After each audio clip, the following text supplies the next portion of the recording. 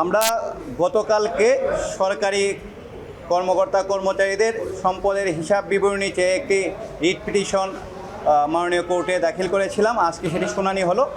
শুনানি অন্তে মাননীয় আদালত যে সম্পত্তির হিসাব দিতে কেন নির্দেশ দেওয়া হবে না সেই মর্মে একটি রুল দিয়েছেন। সিলন ফ্যামিলি ব্লেন্ডের কড়ালিকার আর সতেজ সাদের পারফেক্ট ব্লেন্ডে স্বপ্নেরা মেলুক টানা।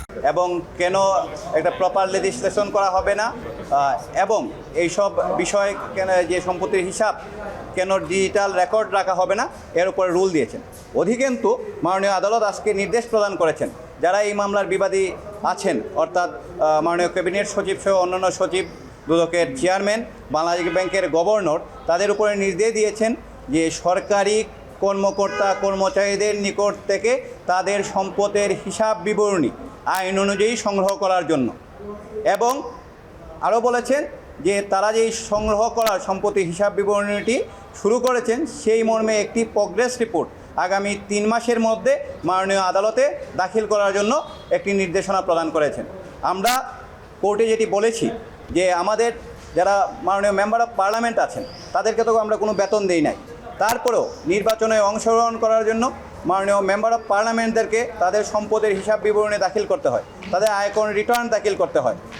হয় যেখানে আমরা সরকারি চাকরিজীবীদেরকে আমরা যাদেরকে বেতন দিই, আমাদের রাজস্বের যেখানে 43% তাদের পিছনে যায়, তারা কেন সম্পদের হিসাব বিবরণী দিবেন না?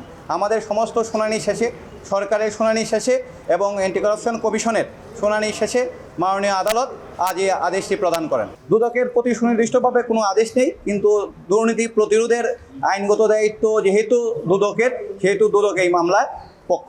কোর্ট বলেছে যে দুর্নীতি মুক্ত করার যে সংগ্রামটা আমাদের জাতির পিতা বঙ্গবন্ধু শেখ মুজিবুর রহমান যেটি শুরু করেছিলেন সেটি আমাদেরকে চালিয়ে নিতে হবে এবং দুর্নীতির বিরুদ্ধে এই সংগ্রামটা কোর্ট এবং সাধারণ জনগণ এবং সরকারের অন্যান্য যেসব প্রতিষ্ঠান আছে, পার্লামেন্ট সহ সবাইকে একসাথে এই সংগ্রামটা করতে হবে, তাহলেই দুর্নীতি দূর করা যাবে। দুর্নীতি এবং যদি অর্থ পাচার চলে তাহলে সুশাসন এটা প্রতিষ্ঠা করা যায় না, রুল অফ ল প্রতিষ্ঠা করা যায় না।